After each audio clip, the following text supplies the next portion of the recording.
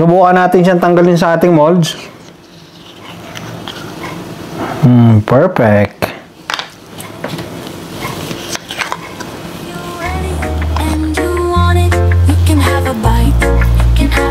The only question needs an answer. Are you hungry now? Getting hungry now.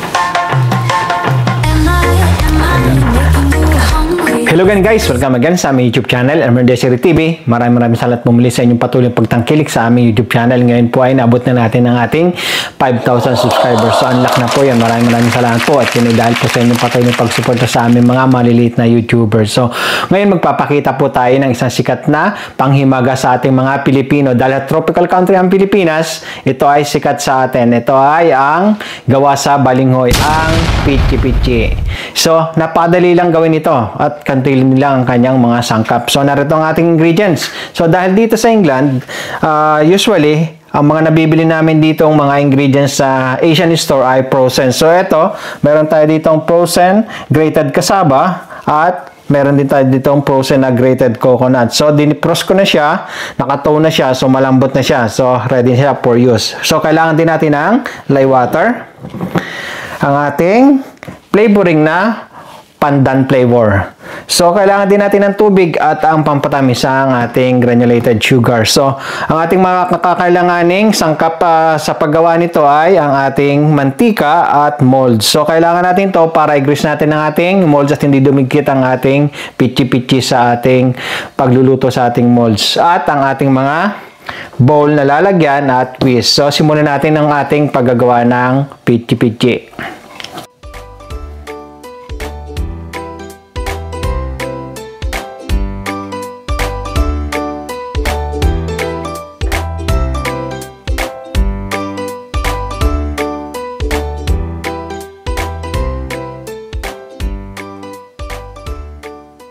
So, unahin natin itong ating grated cassava. Itong nyog, mamaya natin ito gagamitin kapag naluto na natin ng ating pichi-pichi. Kasi itong nyog ay pangko-coating natin sa ating pichi-pichi. So, buksan lang natin to. Itong isang pack nga pala ng grated cassava, approximately ito ay 2 cups.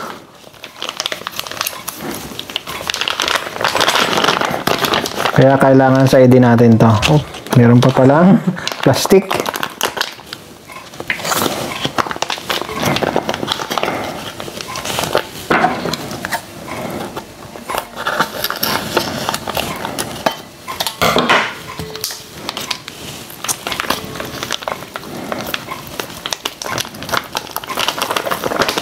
Pwede rin kayong gumamit ng raw na cassava.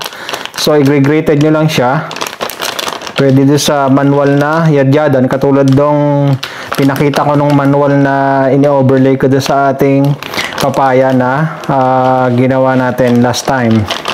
Yung ating pickled papaya o charang papaya. Or, electric na grate ng mga vegetables. Pwede yun. So, ito, add lang natin ng ating sugar. 1 cup sugar. Ang ating pandan flavor. So, taka lang tayo, mga 1/2 teaspoon.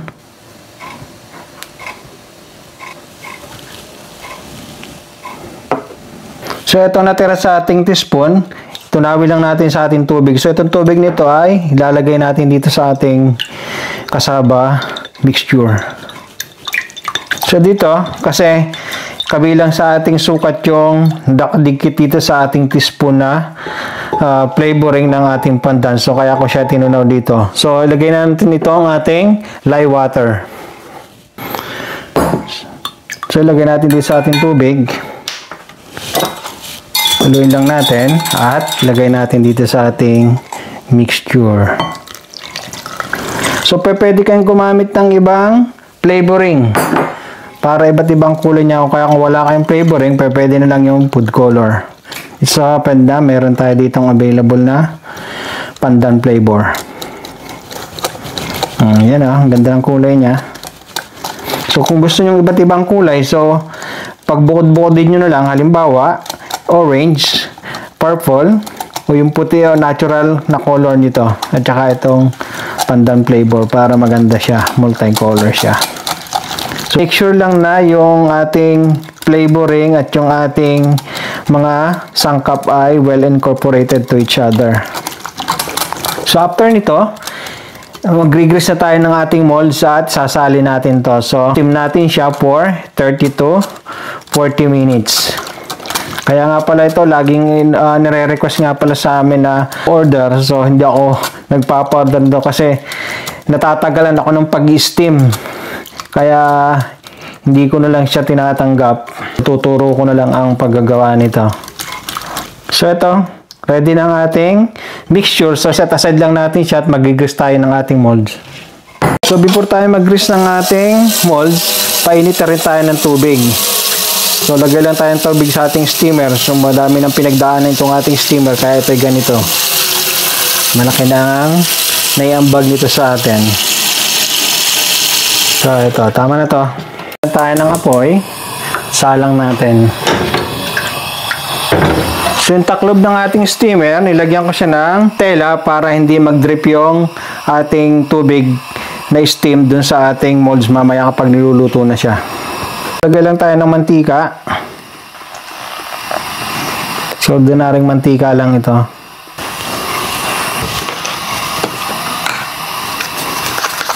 So grease lang natin to. Para hindi dumikit lang yung ating pichi-pichi kapag tatanggalin natin siya. So parang nagagawa lang tayo ng kutsinta. Yung purpose din ng lihiya dito, yung lye water ay para pampakunat ng ating pichi-pichi. So same lang din sa kutsinta.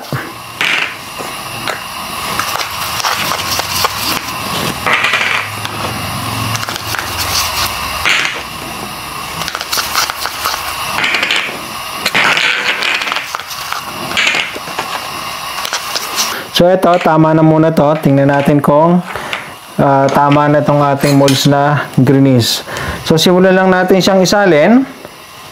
So depende sa inyo kung gaano karami yung gagawin. So pero para mabilis siyang maluto at usually yun din lang naman yung dami ng ginagawa na usual. So ilang natin siya ng mga half lang nito.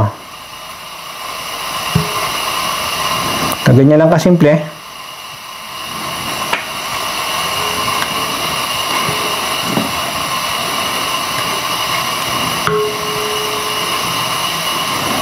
Dahil kapag madami naman siya masyado sa ating molds, aawas naman siya kapag siya ay nag-alsa na.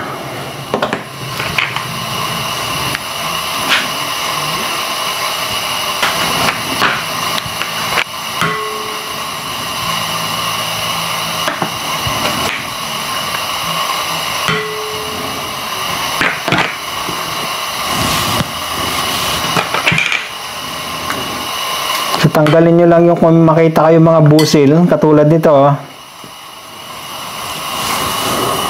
Busil ang tawag sa Tagalog dito sa amin. Ewan ko lang sa inyo sa iba na probinsya. Sa aming mga Tagalog, busil ang tawag doon.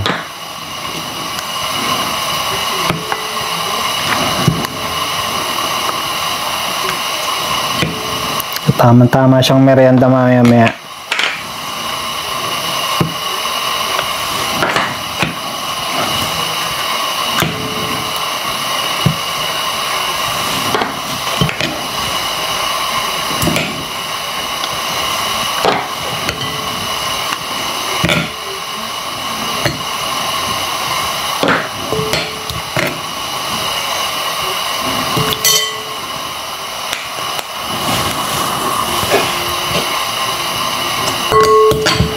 Tama-tama lang, oh.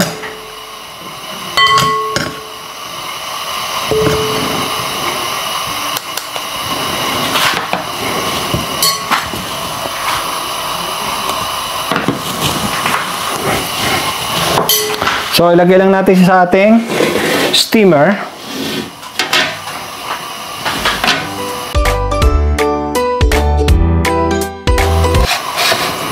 Ayan.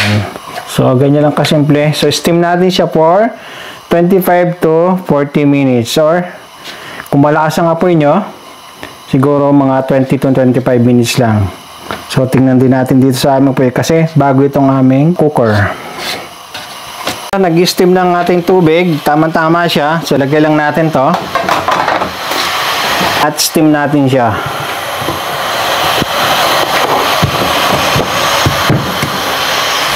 After 20 minutes, check natin siya kasi malakas tong aming apoy. So, ayan o. Pwede na siya, ready na siya. Off lang natin ang ating apoy at atin siyang palamigin lang ng konti bago natin siya tanggalin sa ating molds.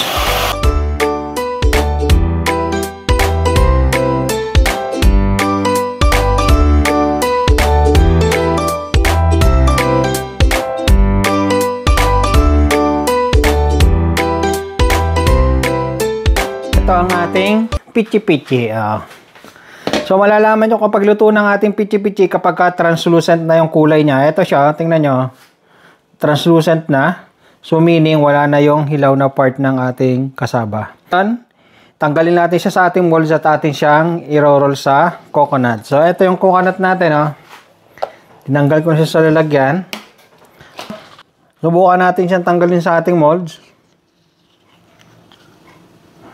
Perfect.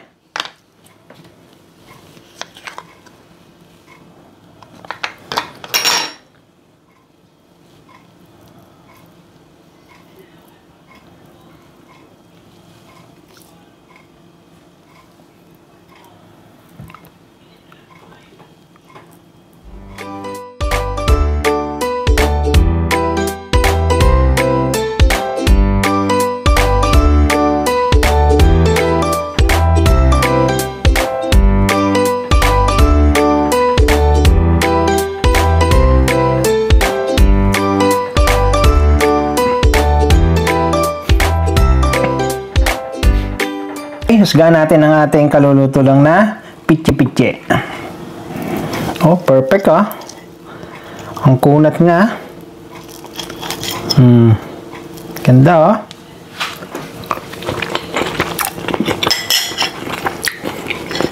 So, napatunayan natin na ang isang simpleng balinghoy ay pwede maging isang masarap na dessert. So, ito naubos ko na agad yung isa. So, panalong-panalo ang ating pichi-pichi. So, para sa mas marami pang video ng awing DIY cooking, baking, at everyday tasks dito sa Inglaterra, patuloy niyo po aming subaybayan sa aming YouTube channel, Ermen Desiree TV. Thank you very much and God bless. Bye-bye!